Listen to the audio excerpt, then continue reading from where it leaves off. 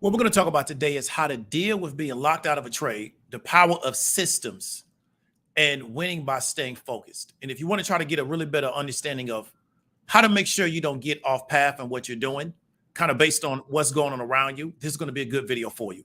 To really quickly to kind of set you and to kind of get you to kind of buy into what I'm talking about, I'm going to give you a really quick story about something that happened to me in the past to kind of illustrate what I'm talking about and to try to give you a little bit further context, right? So I want you to just really stay with me. This is not going to be a really hyped up presentation or broadcast, but I think it can be very influential for the right person. What I want you to kind of understand, and it's going to kind of fit into what I'm talking about, is that life does not stop for you. And what I mean by that is I'm going to kind of get you to kind of understand that in this story. So my mother passed away in '05, right? Late '05. And one thing I had to kind of understand is that life didn't stop for me because it didn't stop for everybody else, even though that happened. And so what I kind of want to do is kind of set the scene for you. So I'm in the hospital with my family. My mother had just passed away.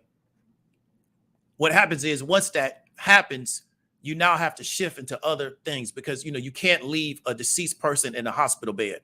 That room has to be utilized by somebody else. The hospital's running a business.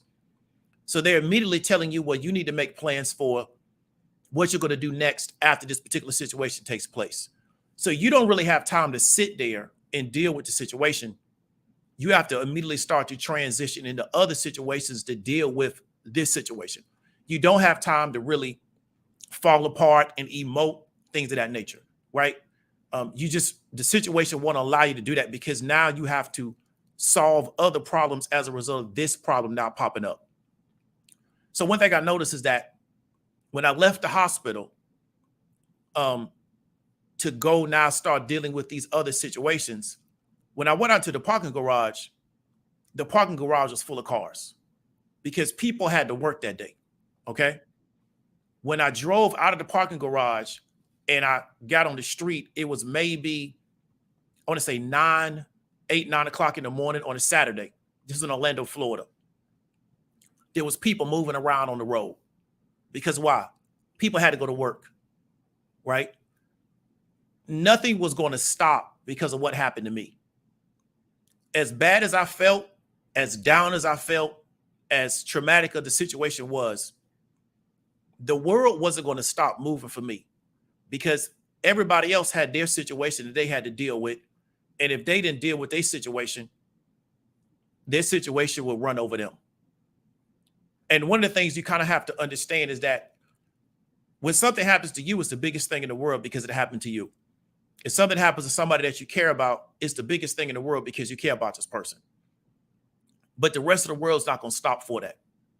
One of the things that we do in this world is that we personalize every situation because a lot of times it can help for a person to sympathize with a situation. They can put themselves in the situation. But the world really doesn't personalize what happens to you in the real world. So you're in a situation where my mother passes away. We got to now get a mortician. We got to have a funeral. Because of the time of the year that it happened, we was on a very, very compressed schedule. We had people that had to come down to deal with it that had left their job. They had to get back to work because their job was not going to give them unlimited time off to deal with this situation.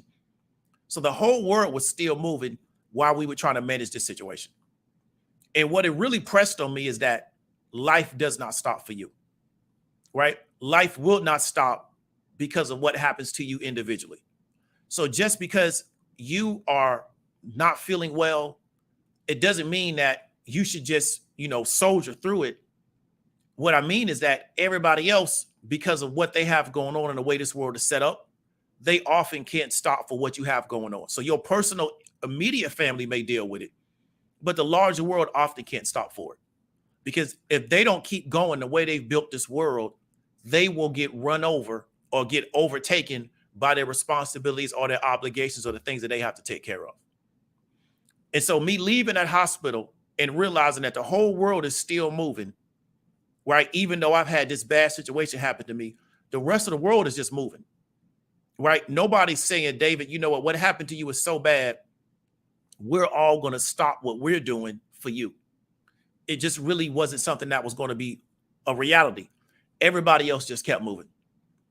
And what I want you to understand is that, yes, something negative can happen to you and it can be very traumatic to you. And I understand that because negative things have happened to me, right? And it took me a long time to recover from that situation. But life didn't stop. And so even though I was still grieving, I still had to pay my bills. I still had to keep doing what I was doing. I still had to try to get out of college. All of these things still had to take place. I couldn't say, well, you know what? This situation is so negative. I can let it defeat me and I go under, because you know what happens? The rest of the world going to keep going regardless of what I do. So I'm not saying that you got to try to be this super person. You got to always try to be a soldier in every scenario. But what I'm saying is that the way they've built this world, the world is going to keep going. Now, you may say, well, David, that's a cool story. You know, what does that have to do with anything we're talking about? Understanding that allowed me to operate a certain way when I got into this situation with this trade. So let me kind of give you an understanding of what I'm talking about. So I was in the trade of not Silicon Valley, SBNY. So it's a certain bank of New York, right? And I knew about that particular bank. I knew that they was a regional bank. I knew they had a lot of issues. And so when we had the issue with Silicon Valley Bank losing 60% in a day, I got put contracts that Friday on this bank out of New York City, because I was looking at this roster of banks that I felt like were not managed really well. And as a result, they would experience a lot of stress, right? And I knew that this particular New York bank had a lot of exposure to the crypto space. So I bought a put contract on that. Somebody wrote me a contract. I liked the price, bought a good expiration because I thought this thing would continue to disintegrate over time, which is currently what we're seeing. However, what happened over the weekend is the government decided to come in and close the bank. By them closing the bank, the stock was no longer tradable. As a result, on Monday, I couldn't get out of my position. So essentially what I was locked out of the trade. Now, it wasn't anything I did wrong. The government decided to close this particular bank down. They decided that this bank would no longer be operating. They decided that the shareholders and the bondholders were going to have to take the fall for this bank. So they were going to make the depositors good, but the shareholders and the bondholders would get left holding the bag. As a result, that stock was no longer active in the market. Therefore, I couldn't trade out of my position.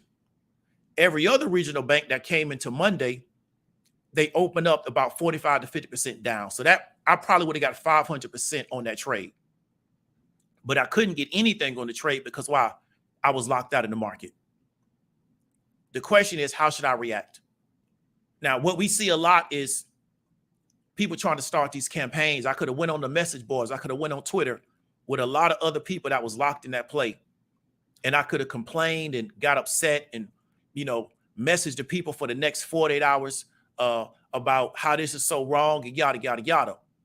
But you know what? Nothing else was going to change. The United States federal government decided that they were going to make this move. There's nothing I could do about that. Right? I can't make them reverse it.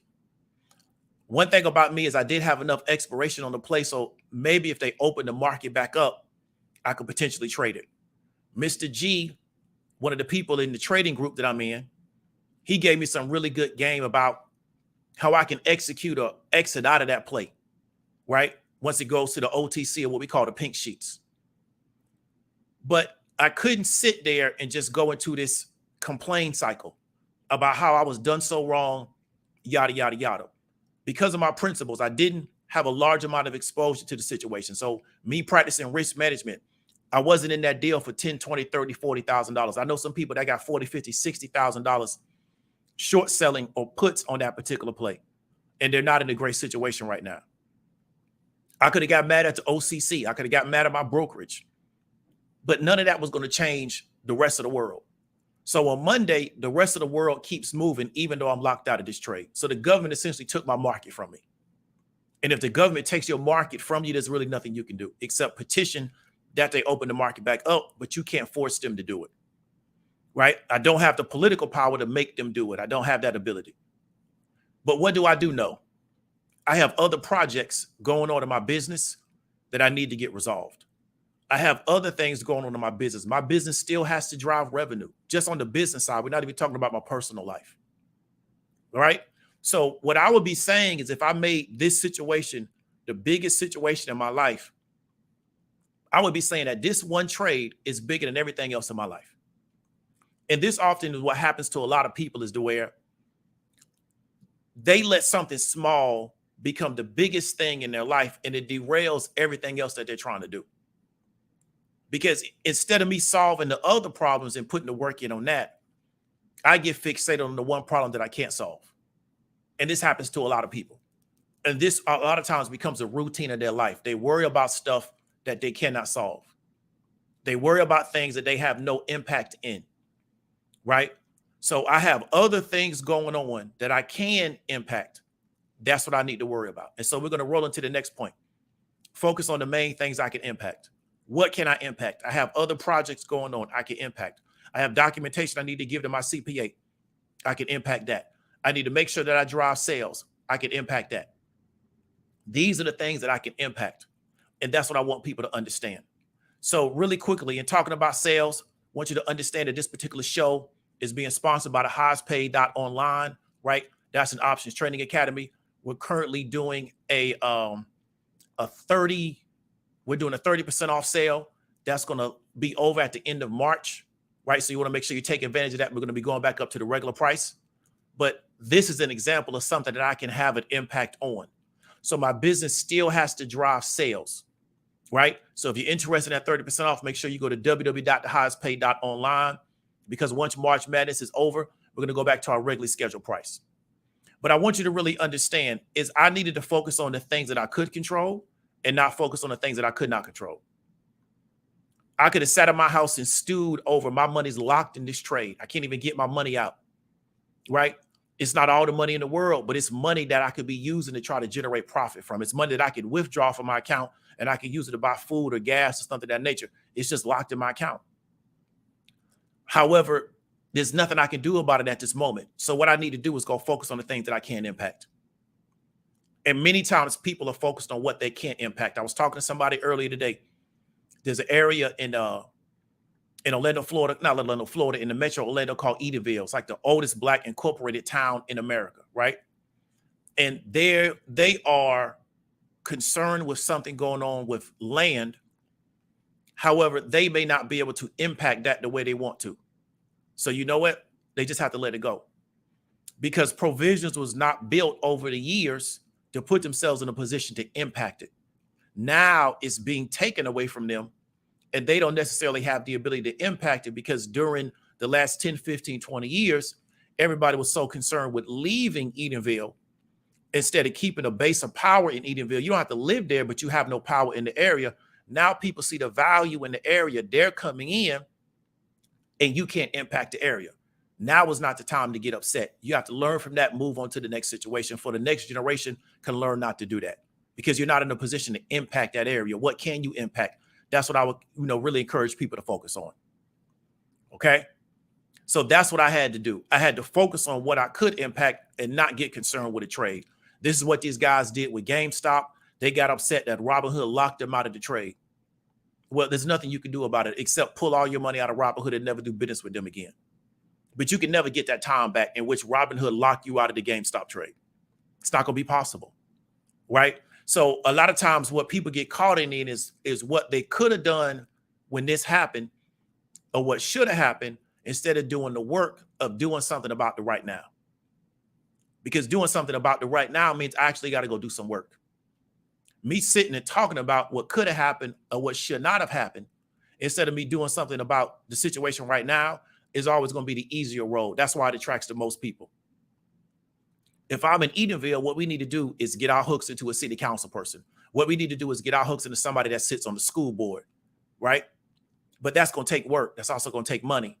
I don't want to do that. So what is it easy to do? Just to sit around and be mad about it. You understand me? And that's what I want people to really understand. Okay, we're going to roll into the next point because we're not going to be here long. So we're going to talk about the power systems in Silicon Valley Bank, right? Because this is going to transfer into something else. We saw the situation with Silicon Valley Bank, right? Most people are kind of hip to what's going on with them. We saw them go under. They lost like 60% in the day. I knew about that. It's in my Discord group in the, I think the options idea. We talked about it. We talked about Silicon Valley Bank and also SBNY. So we found out that they was a bank. They really targeted startups. Had a lot of what we call uninsured deposits. They bought a lot of fixed treasuries, a lot of fixed bonds at a low percentage when the market was selling them at a very low yield. Now, as they tried to sell them back into the market to generate liquidity, they was going to take a haircut on them, so they didn't want to do that. As a result, they started having liquidity issues. People started pulling money out of the bank at a really, really rapid rate, and they were risking the fact that they couldn't cover their deposits, right? So that's pretty much the scenario. We kind of know what it went now. Fed came in, Treasury came in, and they said, you know what, we're going to create a new program where we will not buy your bonds at par value, which means that even if you were to take them into the normal market and take a haircut on them, you can sell them to us and you'll get at least what you paid for them, right? So essentially what we're doing is we're creating an insurance policy for you, okay? I don't think they should do that, but that's what they decided to do they say to make sure people have confidence in the banking system, right? But this is more an example of systems. Now, what do I mean by that? Rich people in the bank. Peter Thiel, I heard, had 50 million in this bank. Roku was in this deal. A lot of startups was in this deal. Okay. Mark Cuban had money in this deal. Wasn't money to him, but he did have money in this particular bank. Rich people use their networks plus their influence, which is also another form of systems, to be made whole again in this particular deal. Right. And so what they did was they used their networks, which is a form of a system. They use the influence in their networks, which is a form of a system, to be made whole again. So then over the weekend, they figure out a way how to make sure that the depositors don't lose their money, because the bank took their deposits and went and bought treasuries, and then now trying to bring them back into the market to create liquidity, you would lose the amount. So you're not even going to get what you paid. You're going to lose the amount. So I heard that maybe they had 65 to 70% of the value left in those particular treasuries that they had bought. Okay. So that's the issue. When you don't have networks, when you don't have any influence, when you don't have any systems, you can't work with other people's systems to get what you want. So they were able to use their systems to work with the Fed, to work with the Treasury. You also work with the political establishment, which is another system, to get what they want out of the deal. But those systems had to be built at one time. Now, we know Peter Thiel has a really, really big footprint in politics. So does Mark Cuban, right? So they did the work to build systems. They didn't expect somebody else to build the systems for you. They didn't sit back and wait so somebody else could build the system so they can jump on the bandwagon. They understand that this is a normal part of us doing business. We have to make sure that we have the networks and we have the influence. So when things don't go the way we want them to go, there's somebody that we can talk about in that particular area. What you want to understand is that if you're over FDIC in the bank, you're the uninsured creditor, right? Which is why they should have been on the hook for any amount they had over the FDIC threshold, right? I'm not a financial advisor. I'm not an accountant. I'm not a CPA. However, my understanding is if you're in the bank and you're over FDIC, you're what we call the uninsured creditor. Therefore, it's your job to do the due diligence to make sure you understand the financial ability and the financial health of that institution to justify why that's a safe place to put your money over the insurance threshold. And so based on that scenario, what we call counterparty risk, those particular depositors should, in my opinion, should not have been made whole. They should have just lost their money. But based on their systems that they have built, they were able to create a scenario where they're able to be made whole again. Okay. FDIC was created to protect average depositors. Right. The average person has $5K in the bank inside the United States. They have anywhere near $250,000. So there's a large amount of room from what the average depositor has to what the ceiling is. There's a lot of room in between. The rich should be better informed, so we would assume they would make better decisions. But from what I heard through the grapevine is that many of the startup depositors in this bank were told by the venture capitalists that they were working with to keep all of their money in this bank. Right? Because this bank specializes in dealing with the startup space. So many of them were told, from my understanding and from what I heard through the grapevine, is that keep all of your money in the bank. And that way it helps everybody else in these particular ecosystems to them allow to get more liquidity, to get more money, things of that nature. So keep everything here. Don't spread your money out to different institutions. So as a result, a lot of people were over the amount that allowed them to be insured, but you would assume because of the amount of money that they were working with, that they would make better decisions in that.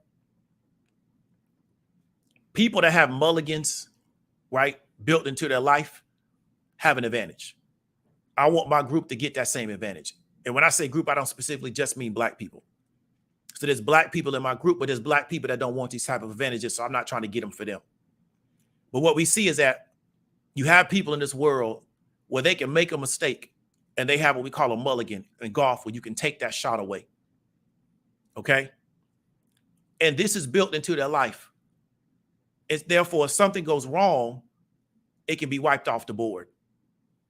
And so they know that I'm never exposed unless I do something really, really egregious, like kill somebody. And even sometimes then they can get away with that. Right. But often what we deal with is in a world to where if we make any mistake, that's it for us. Right. And then everybody comes and blames you and tells you everything that you did wrong, because you don't have people, because you don't have the relationships, you don't have the systems in place to get people on the phone and behind the scenes are going to make it right. Right. So these particular entrepreneurs, these business people, nobody told them, well, it's your fault you had over this particular amount that you're insured. And so therefore, if the bank goes under, you just lost all your money. Because it was your responsibility to make sure you weren't that exposed, but you were the uninsured creditor. So you took on the risk of this particular institution. Right. That's what we call counterparty risk. You took that risk on. They have mulligans built into their situation to where I can make a mistake and I have a way of getting out of it. Then I can make another mistake over here and I have a way of getting out of it. Or my business can go under because I'm not running it right and I can get recapitalized again. Well, other people in the scenario to where if they do anything wrong, they make one little hiccup, that's it. That's something I used to talk about with Corey Camp from By the Hood. We have created a world where black people have to be exceptional to be accepted, but everybody's not going to be exceptional. Well, other groups of people, they have a world to where their average people can get advanced. So if we only create a world where everybody has to be extremely exceptional to be able to be successful, well, you understand, if you understand anything about organizational management, everybody's not going to be exceptional. So in any organization, you're going to have a top group of people that are actually going to be exceptional, right, in what they're doing. And people like talk about the talented 10th theory. Most of those people to me were not that exceptional once we saw them in the real world. So you're not exceptional just because you got a college degree. You actually got to go out here in the world and apply yourself in your particular area. But in any organization, you're going to have a top group of people that are actually going to be exceptional at what they do. If the only way the organization can operate, if 100% of the group is exceptional, then you no longer have an organization, especially as you start to make the organization bigger and bigger. So when we're in a small group, that might work. But if we got an organization of 20,000 people, we can't expect 20,000 people to be exceptional. It doesn't work that way. That violates any type of organizational management theory. But what we've done is we've created a world to where everybody's told they got to be extremely exceptional just to have a normal life. Well, other people have created a world to where their average people expect to have something just because I'm a member of the group. Right. And so we kind of really don't understand that there's no mulligans built into our lifestyle. If we make one mistake, we're out of there. So what I'm trying to do is start getting people to kind of understand it. And how can we build an environment to where people can make mistakes and then be in a position where they can bounce back from it and keep going? Because sometimes in life, the only way you're going to learn is to make a mistake. So that's all we're going to talk about. Like I said, we're not going to be here long. It's really not that deep. But what I had to really understand in this particular situation is to focus on the things that are important. There's a lot of things going on social media. There's a lot of quote unquote trending topics. I really don't run a trending topic show, so I don't necessarily have to keep up with them. But if the trending topic is not a function of my business, I wouldn't really trip on it. Because at the end of the day, how does it drive sales into my business?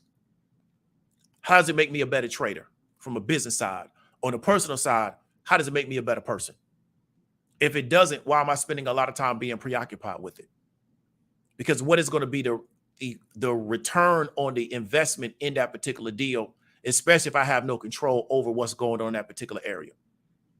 So we're going to read the comments. We're going to get up on out of here. So Preston, what's going on? Brandy, appreciate you coming through. Todd, thank you for coming through. Ray Gun, man, I appreciate the $2. G Adams, man, hope you make it through Tampa traffic safely. She, what's going on? LJ, what's going on? Katrina, what's going on? Katrina says long duration treasuries are bad when rates rise. If you have to sell it right away, definitely. Rates have been going up all year. I don't know why they didn't make a move on it. But I guess they felt rates was going to get ready to go back down. Right? So let's see how it goes. But they had a year to adjust their strategy or either to hedge their risk. You know, they didn't have a risk management for a whole year. So nobody was there in risk management. Right? So essentially, nobody was worrying about how exposed they were in their position. I guess they just thought everything was cool. So, you know, it is what it is. What happened, you know, that's kind of how it turned out. Yellen said they weren't going to do that forever. The bank make deposits whole. Let's see how it goes. You know, if we start having a collapse in regional banks, let's see what they do. But other regional banks may not have the clientele base that this particular bank had. So that may be the reason why she says that.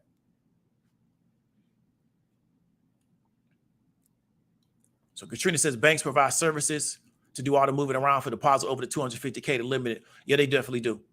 But to me, if a business is dealing with millions of dollars, they should have people on their team or from the accounting side that will consult them about making sure they're not too exposed in one particular institution or one particular account. I don't understand why people would have so much money under one account. But I was, like I said, as I heard through the grapevine, is that they were kind of encouraged to do that by the venture capitalists that was, you know, helping them actually scale and grow out their business. So Nicori says, going through this at work right now, my group lost power. They don't want us to get any more 100K jobs for now. I feel you. Sometimes you got to just fight for what you're trying to get out here. So I understand where you're coming from. So I appreciate everybody for coming through. Hope you enjoyed the broadcast. If you have any questions, hit me up in the comments. David W. Williams, also known as Diamond Dave. I'll talk to you later.